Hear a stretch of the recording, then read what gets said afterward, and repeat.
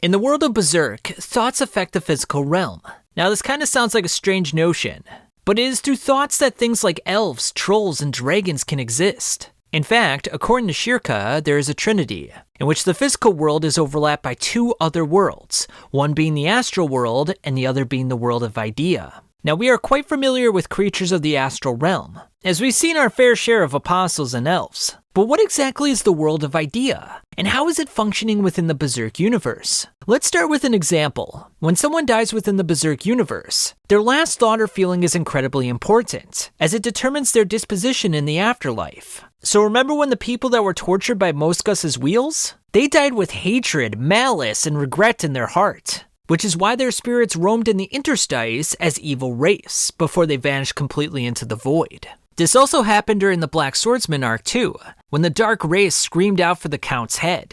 They died with a lust for revenge, and so that's how their spirits lived on in the afterlife. But one's karmic disposition need not be negative, for if they died with no regrets and no fears and no malice, but instead died for a noble cause, then they can enjoy a peaceful afterlife. And as evidence of this, in chapter 335, Griffith summoned the spirits of fallen soldiers so that they could see their loved ones for the last time. And these spirits had no hate or malice. They didn't lust for revenge. They were pure, happy, and at peace. They were uncorrupted by negative thoughts upon their death, so they enjoyed a serene afterlife. So in this instance, we can see how thoughts play a pivotal role in the astral realm. They determine your karmic outcome.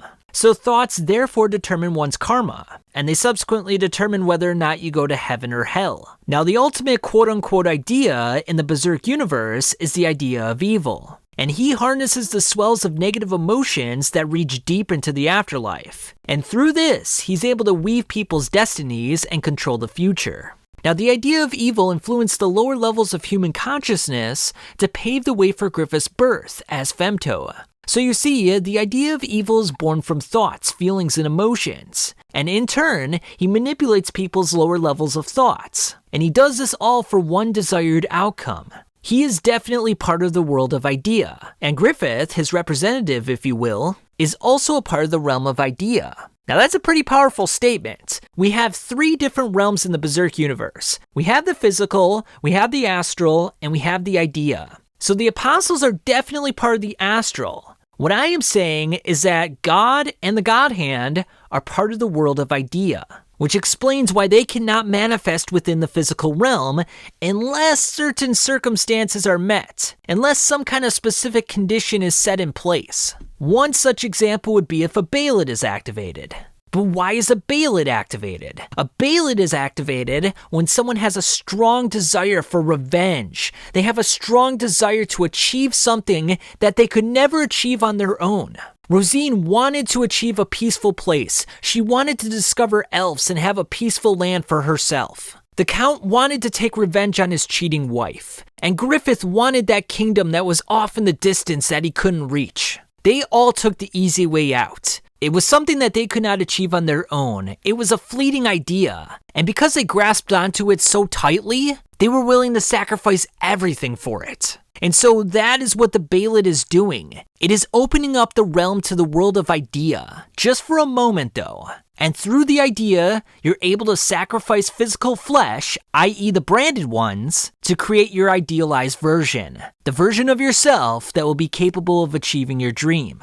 And so in this way, Griffith and the God Hand are extensions of God. They're extensions of the world of idea. And if you think about it, it makes a lot of sense, because each member of the God Hand represents an idea. Slan represents lust. Ubik represents artful deception.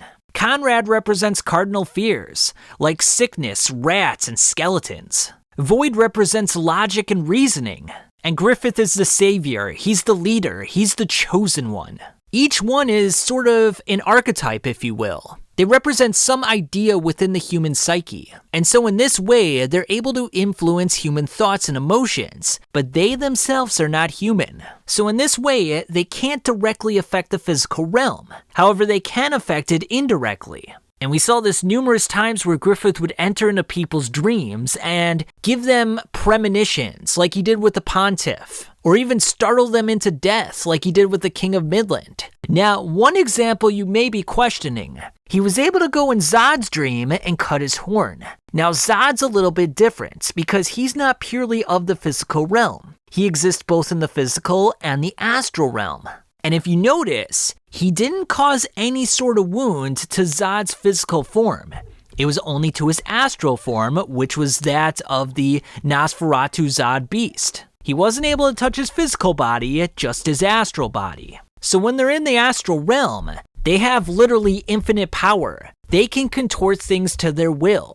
They control ideas, and they basically are like gods of that realm. They can just do whatever they want. If they want to create a spatial distortion, they can do that. If they want to phase in and out of existence, if they want to crush things into tiny microscopic little balls, it's all within their command. The one thing they cannot do is control the physical. They need to be a little more covert about that. They need huge concentrations of people to have similar sorts of thoughts. Then they can exert their influence. We saw this in the conviction arc with Slan. She was spurring the various people to go into a vicious and grotesque orgy. And we saw this in the streets of Midland as well. When disease was ravaging the people, Conrad was having some influence over that. So in a sense, they can materialize in the physical world. But, they gotta use other means. They can't actually go there themselves. In Quathoth, Slan was able to possess troll intestines to form her pseudo-body. So they can sort of appear in the interstice, but it's gotta be through other means.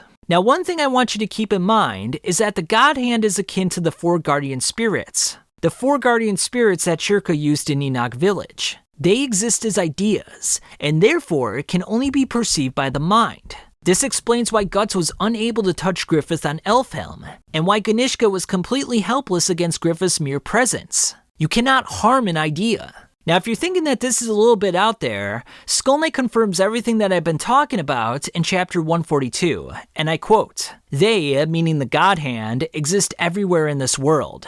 Any place negative human thoughts swirl in a large concentration. But at the same time, it could be said that as a huge body of thought, they cannot take flesh in this world. Thus, they exist nowhere." And so this all really makes sense, because if you think about it, what is an idea? It's something that can be everywhere. Like the idea of a Loch Ness Monster. Even though we're pretty certain that a Loch Ness Monster didn't exist, it still exists as an idea. And many people have this idea within their head. So in a sense, it exists everywhere, but then again, it exists nowhere. That's kind of like the God Hand. Except the God Hand is actually a real entity within Berserk. And here's where we really start to connect the dots, because Skull Knight's next statement is critically important. And I quote, "The power of God descends to earth, the concentration of the idea that is called the festival." Now, Skull Knight is referring to Femto's reincarnation. So the idea of Femto is going to manifest itself in the physical realm. So think about that for a second. Griffith was a physical person, but he was able to take the negative swells from the idea of evil, discard his physical flesh to become a part of the God Hand, to become a part of the world of idea. And now he's going to take all the power that he has accumulated through the world of idea and descend down back into the physical realm again. This is why he's so powerful, because he can literally create anything with his mind that he wants in a physical body. He can't just manifest in a physical body. He can't just create a physical body. He needs a vessel to do so. And this was done through the child of Guts and Casca, the demon child. Now, what's really interesting about this is that the egg of the perfect world put the demon child into his body. He put him on his tongue and just swallowed him whole. I know, it's kind of weird, but he did it. Now, before Griffith fused with his body, we saw that the demon child was transformed into a normal-looking baby. He was reborn in a sense. And then that's when Griffith sort of made that fusion with him and started turning into Griffith. Now, I know in the manga they say that he fused with him, but I wonder if Griffith is actually possessing the body. I wonder if Griffith is taking his essence, putting it into the body, and controlling it for his own means. Because if we remember, Griffith, while in the body, is incapable of feeling emotions. The only time that he ever feels any emotions or sheds a tear is because it's the will of the Moonlight Boy. The Moonlight Boy exerts some form of control over that body. He can take complete control over it over full moons, but during the rest of the month, it's Griffith's control. Which makes me think that even if the Moonlight Boy were to die, Griffith would still be fine. He would still exist in the ideal world.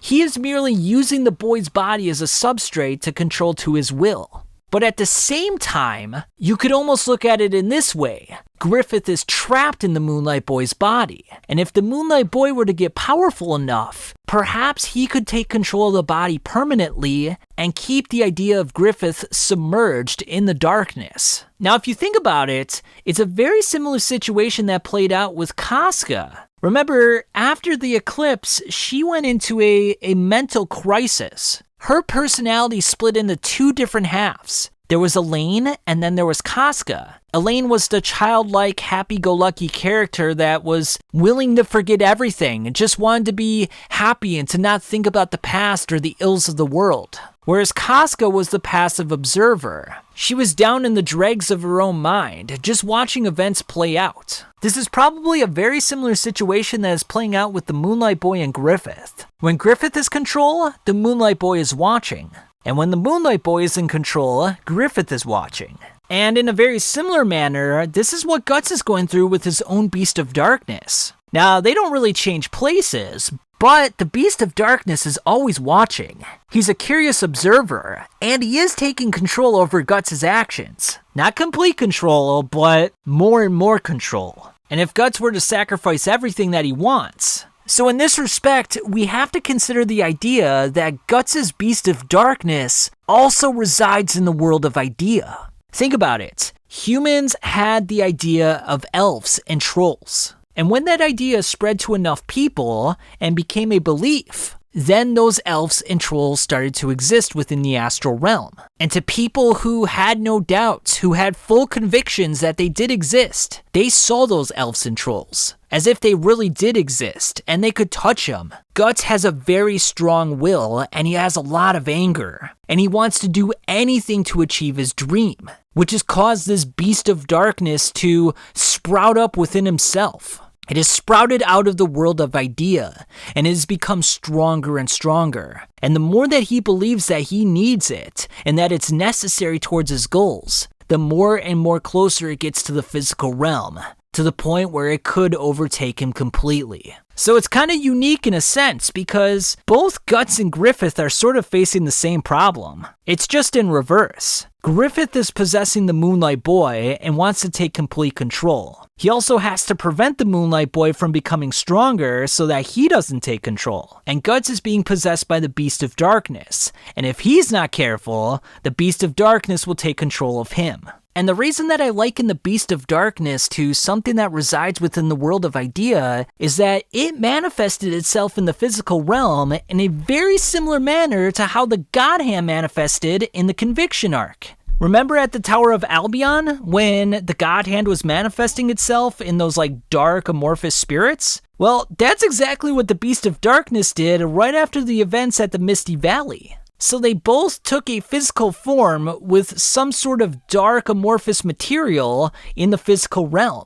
So in a way, this is kind of a blessing in disguise for Guts because it's yes, he does have a means to access the world of idea through the Beast of Darkness. And if he can access the world of idea through the Beast of Darkness, that means at some level he can harm Griffith. But if he were to do that, he would have to sacrifice everything, which would mean his flesh and his humanity. So what's it gonna be, Guts? Are you gonna do that and kill Griffith and get your revenge? Or are you gonna try to find another way? Now, circling back to the Moonlight Boy, he seems to be the key to all of this. Griffith's plans all hinge on whether or not the Moonlight Boy can take him over. Now, the Moonlight Boy used to be the demon child. He was born within the interstice, and he was born from physical parents, and he was imbued with some sort of dark magic with Femto. Perhaps he was imbued with some power of the world of idea. And this is how he's probably able to fight Femto/Griffith off during the full moons. So it seems like he has some access to the world of idea, some to the astral realm, and some to the physical realm. It seems like he can exist within all three realms, which makes him incredibly powerful, and what probably also makes him the only being in existence that could possibly take down Griffith. Now, like I said, they could possibly lock Griffith within the body of the Moonlight Boy. Flora and Shirka were able to sort of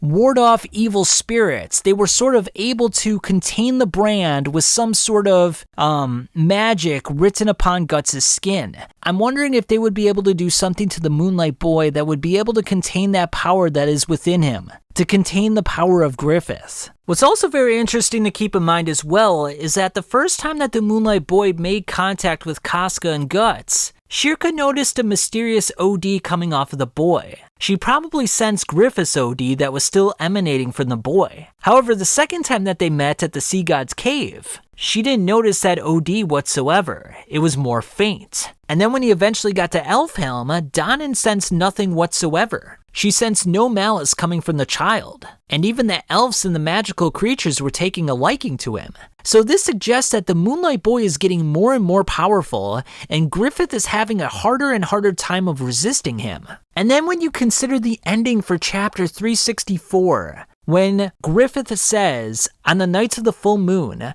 I become a small child and find myself embraced by the nostalgic warmth. But when I wake from my dream, all that remains is a faint sense of loneliness. That too soon fades away, along with a single tear like morning dew."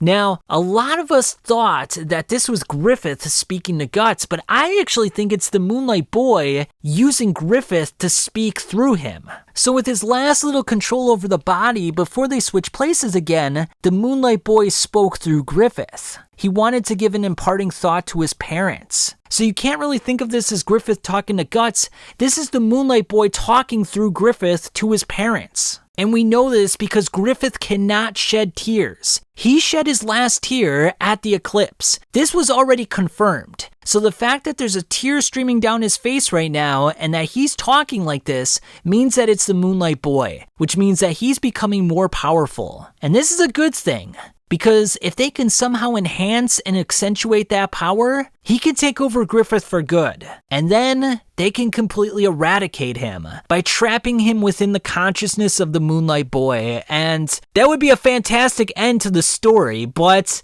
knowing Guts, it won't be that simple. So tell me what you guys think of these thoughts. I know it was a little bit erratic. I kind of was all over the place. I didn't really have a clear written out formula for this one. I just kind of wrote down some notes and just kind of spit it out of my head. But anyway, tell me what you think. Subscribe if you haven't already, and I'll catch you on the flip side.